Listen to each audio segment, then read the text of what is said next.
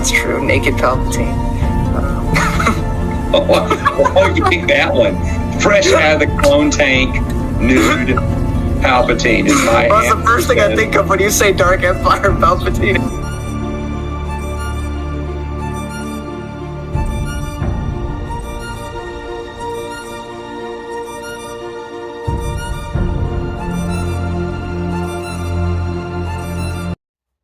Alrighty, so today, my part 3 of my thoughts journey through the epic novel that is Don Quixote by Cervantes. We are on part 3 of my thoughts, but this is actually part 2, book 2 of Don Quixote. If you buy Don Quixote, it's going to be a single novel form, around 900 to 1,000 pages, somewhere around there. But back in the day, and by back in the day, I mean Cervantes was writing this around Shakespeare's time, so way back when. He wrote part 1. It was super popular. It was a well-liked book, but Cervantes didn't write anything else. So in real life, over the span of those years, somebody, because, I don't know, copyright's a bit harder to enforce back then than it maybe is now. Regardless, somebody else wrote a part 2, like a Furthering Adventures of Don Quixote and Sancho Panza. And so 10 years later, Cervantes came, and he's like, that is not canon. I had nothing to do with that. I don't support that. It's not mine. This is part 2. Here's. And he wrote a whole second half. And I guess I'll give a sort of non-spoiler so far on the second half. I'm not finished with it.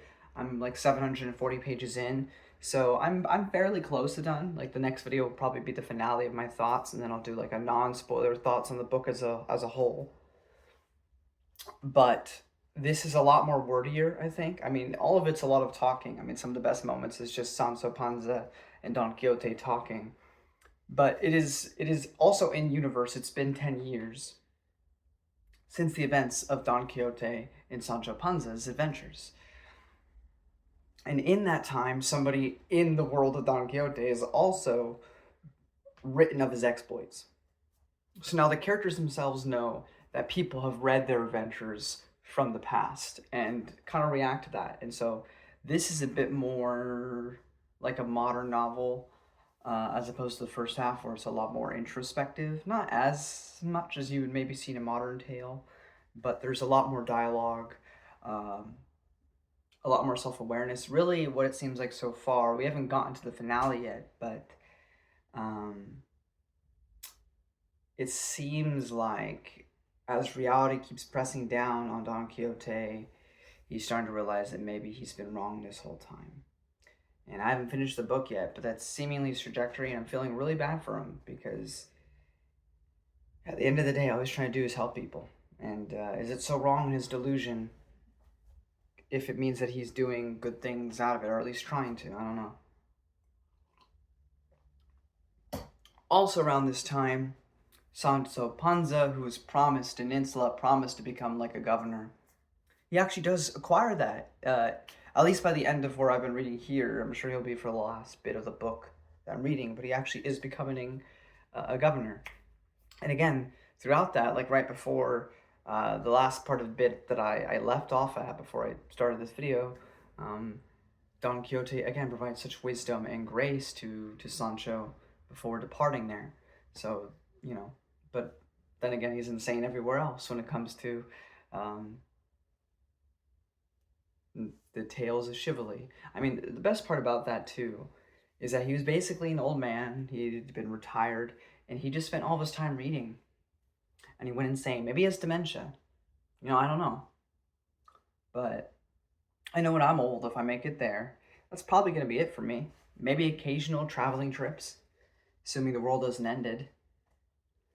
And I'm going to read a lot, because the big thing that you realize if you become a big reader is that whether it be fantasy or sci-fi or contemporary fiction or classic literature or anything in between, you only have so much time. And you will, because of the sheer number of things that exist, you will never read everything. And that is such a hard pill to swallow. It really sucks, especially if you love reading for reading's sake. And then, it's not a pretentious thing. Entertainment is entertainment. You want to distract yourself from the world at large, when the world at large is so freaking awful most of the time. But as you get closer to death, whenever that may be, or maybe you're just self-aware enough that you realize you could die at any moment, like I tend to do sometimes, you have a finite life. So in that span of time, what will you fill your brain with? What will you fill your time with? Hopefully stuff that's meaningful. Hopefully stuff that's transcendent. Now, entertainment can be that. Absolutely. Like Star Wars is super, it is well known everywhere. It is entertainment in the basis sense. Like, it is a pop culture phenomenon. But also within those original films, and I'd even argue in the prequels, there's something transcendent, something larger there beyond just the simple story it's telling. Sure, it's fun, it's adventurous, but there's also peeling back behind it all something transcendent, something to last a lifetime for you. So I think that matters. And so I find myself as I get older, I mean, I'm only 25. It's not like I'm, 30s and 40-year-olds and beyond are scoffing at me for suggesting such a thing. But I would like to fill my head with good stories and transcendent things that will last and impact me to make me a better human up until the point where I croak and die. And it feels like that's what Don Quixote was doing. Maybe somewhere along the way, he got dementia or something else happened, and he just started to believe he was actually these things. Or maybe deep down inside, he knows he's none of these things, but he wishes to usher these things into reality. If it's not true that knights are, and good deeds are done for the common man, if none of that is real, if people don't actually strive to be that, then I will strive for it. I will do it myself, if no one else will. But he's always looked down upon for it. And so many people use and abuse him and Sancho. So I guess we'll see how I feel when we get to the finale on exactly where they go with all that.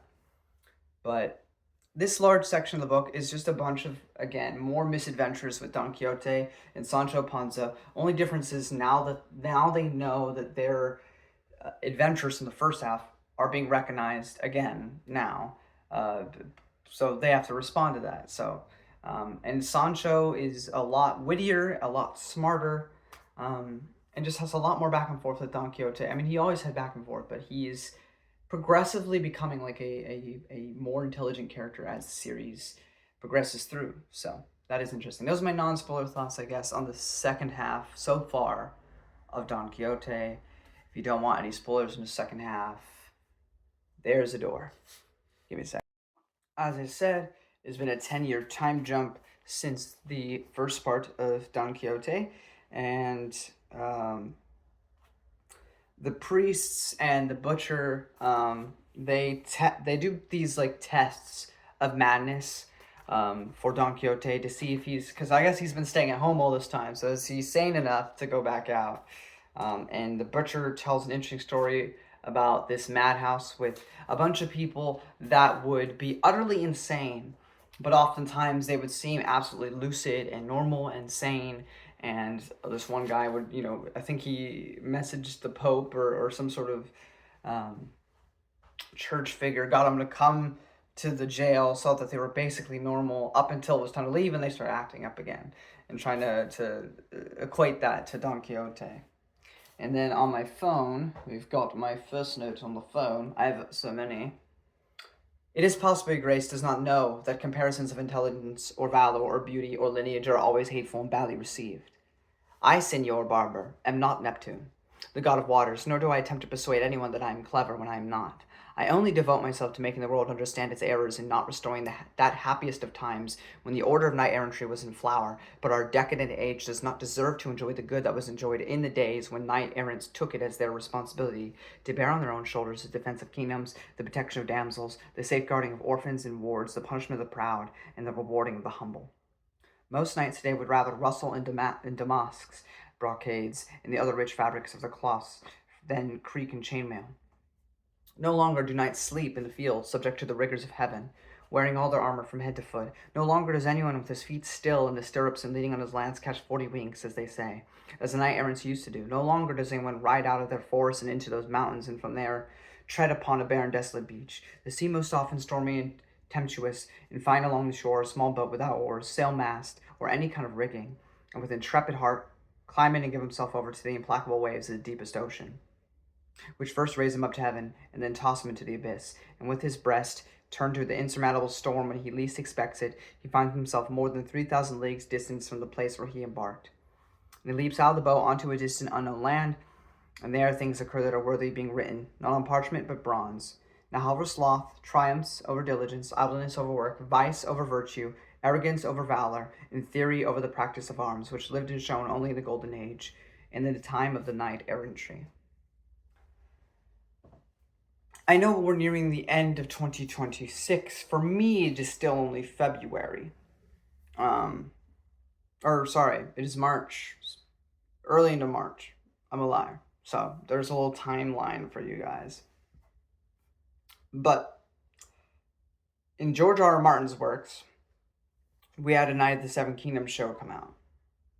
And going through this classic piece of literature, while also watching that show, abundantly clear, and I might have said this before, but, Duncan the Tall and Egg are most certainly at least influenced by Don Quixote and Sancho Panza, but they both fundamentally are asking the same thing. Can you be pure good? Yeah, and is the virtuousness of that worth it? Because Duncan just tries to do what's right, always and always, in a world that does not really give a damn. And Don Quixote is the same way. Duncan just happens to be less crazy, So, there's something to be said there, though. And as I said, non-spoiler, a book in universe has been written about Don Quixote and Sancho's adventures. There's also an apocryphal chapter with his wife where he basically says, I still need to get my insula, which I don't have. I need to become governor. And he gets into this argument with his wife about making his daughter be a, she deserves the best. We'll make her be, high royalty. She'll marry the bestest man, and it'll be great and perfect.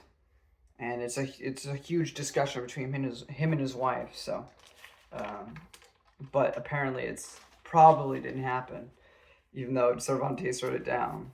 And Don Quixote argues with his niece, virtue versus reality. And I wrote, and maybe a foreshadow of Don's future pain, because his niece just keeps trying to explain to him, you are going to suffer, you're going to pay for this, you're not a knight, you're a normal man, this is not going to end well for you. And, she is reality. She is, listen, I understand that you care a great deal about people and you want to do what's right, but you're just a guy. And even if you were something, you're not going to really change anything. The world is too big a place. And his is the virtue. His virtue, his values, his want, his desire is correct. Does that triumph reality? Should it triumph reality? And if it should, can it really change anything? It's all well and good to be good intentioned, but if you can't back it up, again, i.e. being one person amongst the sea of the universe, what is the point? Another phone. I mean, Sancho, that the desire to achieve fame is extraordinarily active. What do you think made Horiatus leap from the bridge, dressed in all his armor, into the depths of the Tiber? What burned the arm and hand of Mutius? What impelled Curtius to throw himself into the deep, burning abyss that opened in the center of Rome? What, against all the unfavorable omens that had appeared, drove Caesar to cross the Rubicon? And with more modern examples, what screwed the ships and left the valiant Spaniards, led by the gallant Cortez, stranded and isolated in the New World? All these and many other great feats were, and will be, the works of fame. which mortals desire as a reward and as part of the immortality which their famous deeds deserve. Though we, as Christians, Catholics, and knight-errants, must care more for future glory, eternal in the ethereal and celestial spheres, than for the vanity of the fame achieved in this present and transitory world. This fame, no matter how long it may last, must finally come to an end with the world itself, whose end has been determined. And so, O Sancho, our actions must not go beyond the limits placed there by the Christian religion, which we profess. We must slay pride by slaying giants, slay envy with generosity and good heart, anger with serene bearing and tranquility of spirit, gluttony and sleep by eating little and watching always, lust and lasciviousness by maintaining our fealty toward those whom we have made mistresses of our thoughts, sloth by wandering everywhere in the world seeking those occasions when we may become famous knights as well as Christians. Here you see, Sancho, the means by which one attains the highest praise that comes with fame and a good name. So, I really like that. Again, there's so much wisdom in Don Quixote, despite how silly and crazy he may be.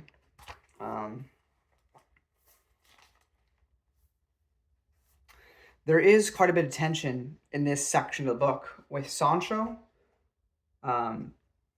because of his lying in part 1.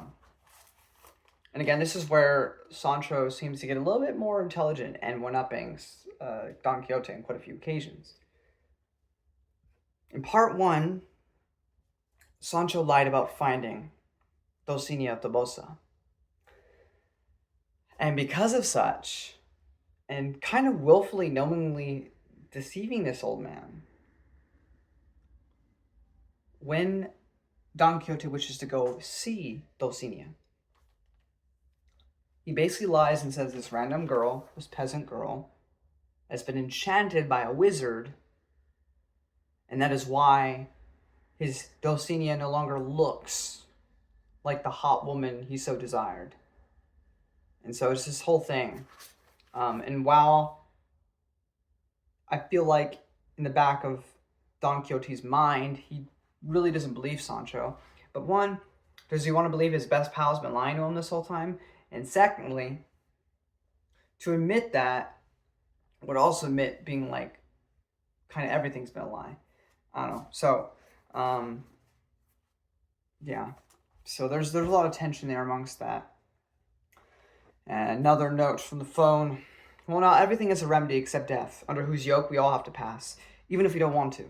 When our life ends, I've seen 1,000 signs in this master of mine that he's crazy enough to be tied up, and I'm not far behind. I'm as much a fool as he is because I follow and serve him. If that old saying is true, tell me who your friends are, and I'll tell you who you are. And that other one that says birds of a feather flock together, then being crazy, which is what he is, with the kind of craziness that most of the time takes one thing for another and thinks white is black and black is white. Like the time he said that the windmills were giants and the friars, mules, dromedaries, and the flocks of sheep enemy armies, and many other things of that nature. It won't be very hard to make him believe that a peasant girl, the first one I run into here, is the Lady Dulcinea. If he doesn't believe it, I'll swear it's true, and if he swears it isn't, I'll swear again that it is, and if he insists, I'll insist more. And so I will always have the last word, no matter what. Maybe I'll be so stubborn he won't send me out again, carrying his messages, seeing the bad answers I bring back.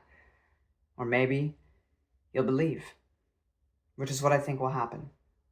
That one of those evil enchanters he says are his enemies change their appearance to hurt him and do him harm.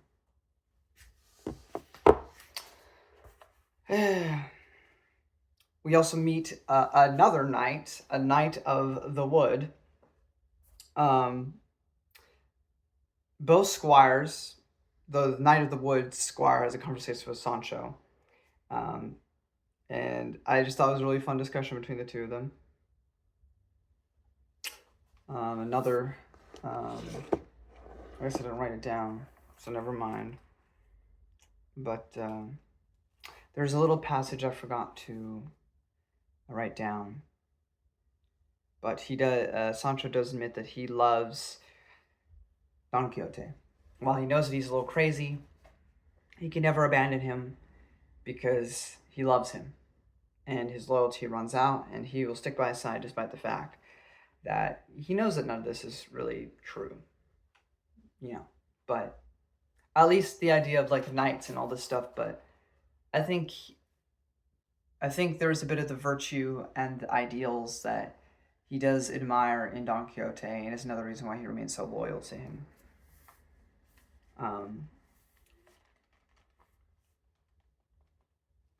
We also learn that these Squire and this knight, because they basically get into a duel,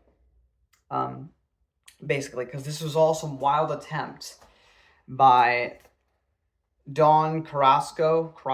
We met him earlier. I didn't really mention him, but he's basically pretending to be a knight because of the whole old ideals. If a knight beats another knight in combat, they must do whatever they say. If they're not already dead, of course, if they're still breathing, they must do whatever the other person says. And knowing how Don Quixote is so virtuous, he would obey that rule if he had lost. So he basically got Sancho's neighbor, Tom, it's Tome, Tome Cecil, but essentially he got him to be his squire so that they could come upon Sancho and Don Quixote. And so Don Quixote and Carrasco have a fight, except that Don Quixote actually wins that fight. And so now, instead of just being like a elaborate ruse to get Don Quixote to go back home, this actually quite pisses off Carrasco, and he promises revenge on Don Quixote for this. Now it's like he's actually just becoming a villain, like in the story. It's kind of funny. But we haven't really seen him come back yet in this section, so we'll see what happens there. But he did swear revenge on Don Quixote. We also meet the man in green, which is another section here. I do have another note. I, Senor Don Quixote, have a son. And if I didn't have him, perhaps I would consider myself more fortunate than I do. Not because he's bad, but because he isn't as good as I would like him to be. He's 18, and he's spent the last 6 years in Salamanca studying Latin and Greek, and when I wanted him to go on to study other areas of knowledge, I found him so enthralled with poetry, if that can be called knowledge, that I can't make him show any enthusiasm for law, which I would like him to study. Or for the queen of all study, which is theology, I would like him to be the crown of his lineage, for we live in a time when our kings reward good, virtuous letters, for letters without virtue are pearls in the dung heap. He spends the whole day determining if Homer wrote well or badly in a particular line of the Iliad, if Martial were indecent in a certain epigram, if specific lines of Virgil are to be understood in this manner or another. In short, all his conversations are about the books of those poets and of Horace, Persius, Juvenal, and Tibullus. He does not think very highly of the modern writers, which is funny because this is a long time ago now. Despite the antipathy he displays toward poetry in the vernacular, his thoughts are now entirely turned to writing a gloss on 4 lines sent to him from Salamanca. I think for literary competition. I just think it's really fun and kind of meta because, of course, Cervantes himself is a writer, right? He was a big admirer of Shakespeare. He also mentions other works that I plan on reviewing on the channel at some point, or at least talking about. Reviewing is a little hard to do with like ancient texts, but the Divine Comedy, Dante, it's happening at some point. So is Homer, so is the Iliad, especially because the Odyssey by Christopher Nolan's coming out. But this whole section is a big thing with literature because the man in green's son wants to be, basically like a poet.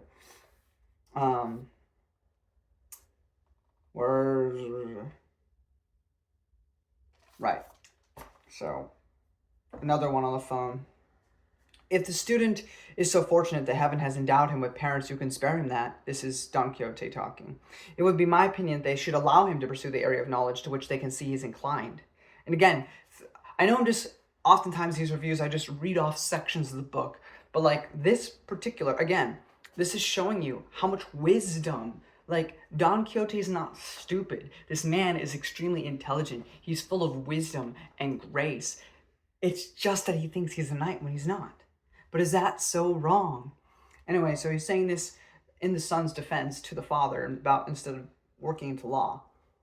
And he uses philosophy, he uses theology, everybody around this time is religious, right? So he uses all these things to orchestrate why his son should be allowed to pursue this literature journey. If the student is so fortunate that heaven has endowed him with parents who can spare him that, it would be my opinion that they should allow him to pursue the area of knowledge in which they can see he is inclined. Although poetry is less useful than pleasurable, it is not one of those that dishonors the one who knows it. Poetry, senor, in my opinion, is like an innocent young maiden who is extremely beautiful, and whom many other maidens, who are the other fields of knowledge, are careful to enrich, polish, and adorn, and she must be served by all of them, and all of them must encourage her. But this maiden does not wish to be pawed or dragged through the streets or proclaimed at the corners of squares or proclaimed or in the corners of palaces. Her alchemy is such that the person who knows how to treat her will turn her into purest gold of inestimable value. The man who has her must keep her within bounds and not allow her to turn to indecent satires or cruel sonnets. She should never be the marketplace except in heroic poems, heartfelt tragedies, or joyful witty comedies. She should not be allowed in the company of scoundrels or the ignorant mob incapable of knowing or appreciating the treasures that lie within her. And do not think, senor, that when I say mob, I mean only humble plebeian people. For anyone who is ignorant, even a lord or prince, can and should be counted as one of the mob. And so the man who uses and treats poetry in the requisite ways that I have mentioned will be famous. His name is esteemed in all the civilized nations in the world. Also, later on, there's a man traveling along. He's got lions in cages.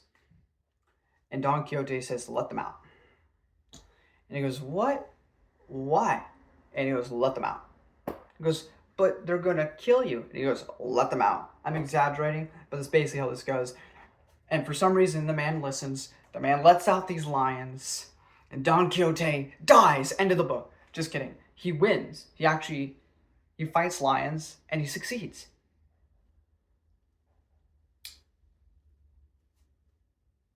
So he stops being called the Knight of the Sorrowful Face and starts being called the Knight of Lions. So that is his new nickname now, because he beat lions. He also meets a Green Knight named Don Diego. We get to this other famous part of the book, which I'm still a little... I gotta listen to Harold Bloom. I have yet to do it yet. I know he specifically talks about this portion.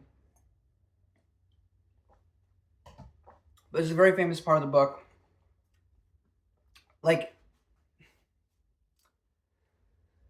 fun-wise, I was fine with it. It didn't really make me super entertained. But I kind of get the gist of why it's important. But the cave... the cave in Enchanted Nights. So, Don Quixote goes in this cave. And essentially, it's kind of like I got the vibe of, Raiders of the Lost Ark, when Indiana Jones finds the knights, and there's all the different chalices, and one of them is the Holy Grail, blah, blah, blah, blah. Kind of like that sort of vibe. Don Quixote walks in. He finds his Dulcinea, who this knight promises will be disenchanted and brought back to her normal beauty under certain conditions. And he tells this whole story about these people and stuff. When he comes out, he says he's been in there. He said it probably took an hour, and his friends say he's been missing for a couple days, and they didn't know where he was. So I don't know. Did he go in the cave, trip, fall, hit his head, and have this elaborate dream? Did he actually see these things? I mean, most likely he didn't see these things, actually. So it is a bit of a mystery in the story, but it seems to be the peak of Don Quixote's sort of delusion, I guess I should say. This seems to be the peak of it. I feel like because subconsciously in the back of Don Quixote's mind throughout this whole second half, he's starting to realize his own BS is BS. And so this is kind of like a subconscious way of trying to double down. At least that's kind of how it felt. I could be wrong about that. But it was a big section of the book. That's another, outside the windmills, the cave is one of the more famous parts of the work. Although it is said, right, according to sources, that the cave story was redacted by Don Quixote before he died, that it never actually happened, and that he was just having a bit of fun. So this also, again, because of the way this older work works with having an actual narrator apart from the actual story, we know that Don Quixote redacts the story. We know. So already, is Don Quixote normal at the end of all this? And is that a good thing? I don't know. But he claims that this story never happened in reality later on. Also, a part of this tale is that Sancho In order for the Dulcinea Tobosa to be beautiful and free again, even though Sancho knows for a fact that he is lying and that the peasant girl is not Dulcinea, he's basically told he must whip himself like 1,000 times in order for Dulcinea to be disenchanted. Now remember, Sancho knows this is all BS. He lied. He lied about her being disenchanted in the first place. And yet, for Don Quixote's sake, he probably will, even if he complains about it. And then, by the end of this section of the book, Sancho is given a governorship like he was promised all the way back when, and Don Quixote imparts some wisdom to him, about being a just ruler and all this stuff, and he says a lot of mean things about Sancho in this portion, and then Sancho goes, if you really think I shouldn't be that, I won't be a governor, I don't have to be, I'm happy just following you or going back home, like, I don't need it really, truly, and, like, part of that makes, Don Quixote be like, no, this is why you'll be perfect. So just a really cute little moment, and this section ends, like I said, and particularly at the end of the book yet, we're only, like, 740 pages in, so we still got the rest of the book to finish. But these are overall my thoughts on the second half of the work so far. The next one will probably be just my spoiler thoughts on, the last couple hundred pages and my thoughts on the book as a whole. But then I will also do a non-spoiler book review that's kind of just the book as a whole with its full context that I now have, thoughts on the book and all that. So I've certainly got my video worth of content through this huge, gigantic work. And I'm enjoying my time with it. I can't say every moment of my reading journey I'm having an absolutely splendid, fun time. With other works I can, this is not one of them. Sometimes it does feel like homework, but at the same time, I'm enjoying the journey regardless. I'm not like displeasured by it. There's just some times where it does kind of start to feel a little bit like work. And I'll be honest about that, like with older works like these, like this is not something you read purely, maybe if you read it 1,000 times and you really start to appreciate and love it like Harold Bloom does, then you truly read it just for fun.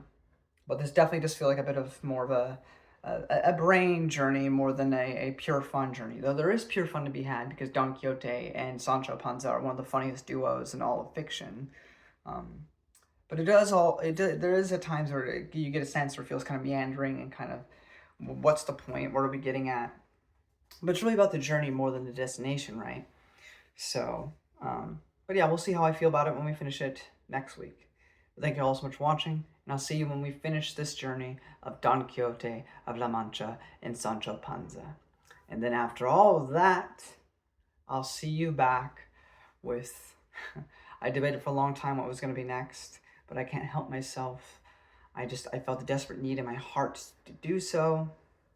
So, a little bit more light, but equally delightful. Pride and Prejudice by Jane Austen will be the next big one. Anyway, till then, guys, we'll see you next time. Bye-bye.